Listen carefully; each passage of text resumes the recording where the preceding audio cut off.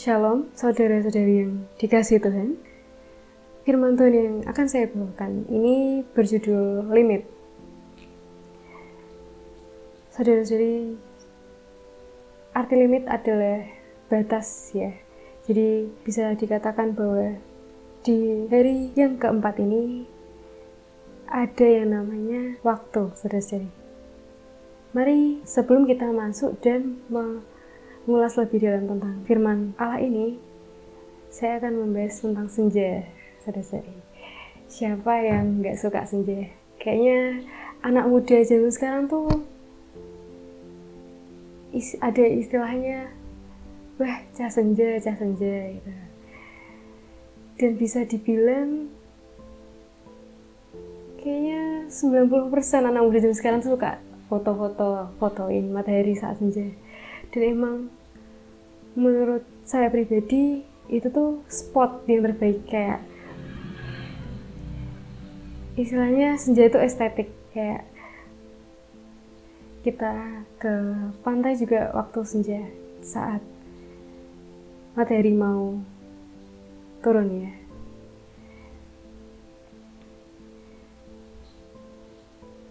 Kalau sudah saya perhatikan dari pagi sampai sore itu bisa dibilang kita sangat tersedia karena matahari ya.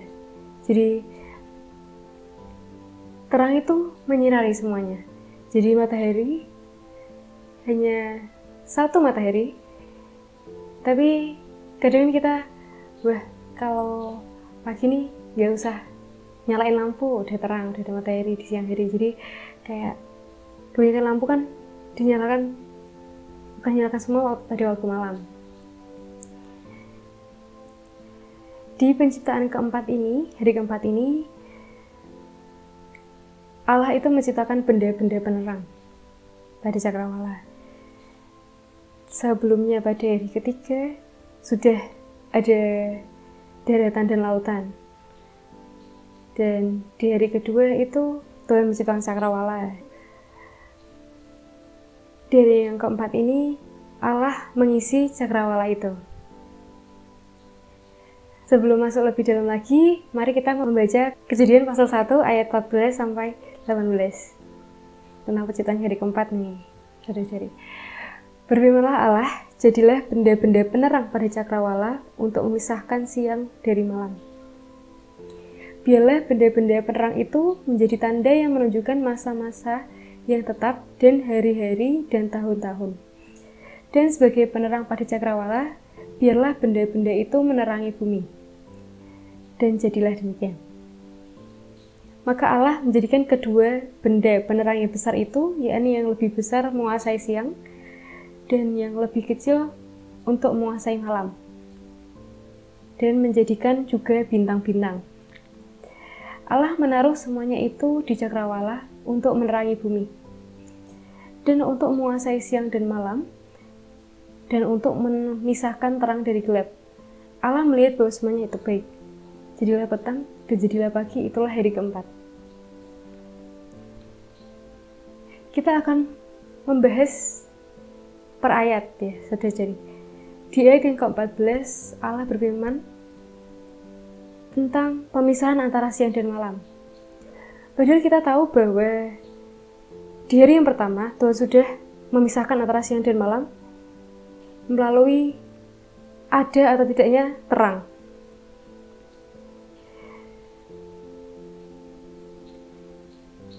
Tetapi di sini Allah itu menciptakan lagi benda penerang. Ada kata kunci menjadi tanda yang untuk menunjukkan masa-masa yang tetap dan hari-hari dan tahun-tahun. Berarti di sini kita tahu bahwa manusia itu berakal ya, saudara-saudari. Dan yang benar-benar bisa melihat antara benda-benda langit itu yaitu manusia sendiri. Di sini diciptakan benda-benda penerang itu untuk menunjukkan waktu.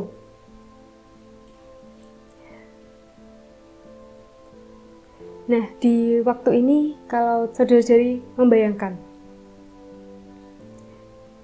binatang itu tahu gak sih adanya matahari? ikan di laut tahu nggak sih adanya matahari dan bulan? Dan bahkan bintang.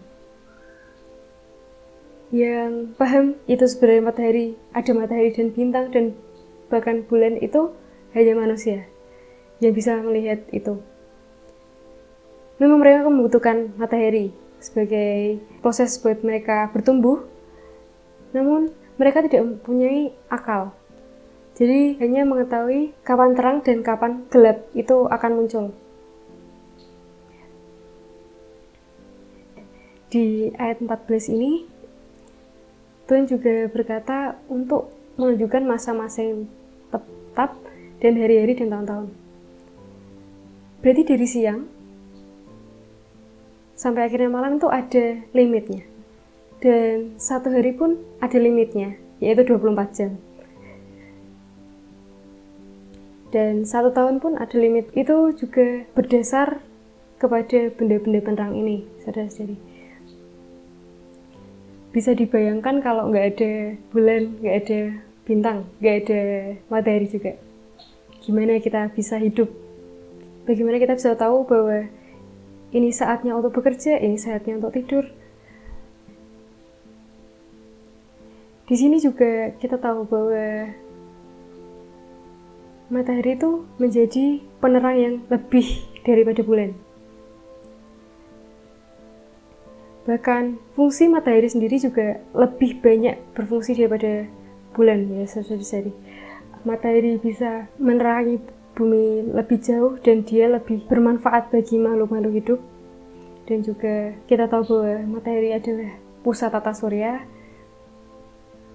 Dari penciptaan hari keempat ini, kalau kita melihat lebih dalam tentang bulan dan bintang juga, dikarenakan kita tahu bahwa seterang matahari pun akan ada masanya dia untuk terbenam. Akan berganti dengan malam.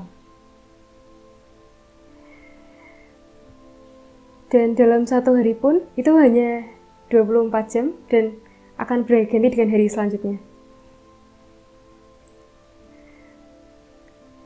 Berarti kita sadar bahwa ada batasan itu, ada limit yang harus kita terima. Kalian bisa membayangkan jika matahari itu ada terus, gimana panasnya itu akan terjadi. Kita nggak bisa tidur, tanaman akan kering, dan sebagainya. Maka dari itu, jika kita tahu batasan, kita tahu apa yang menjadi batas kita juga tidak akan hancur. Seperti halnya kehidupan yang sudah ditetapkan.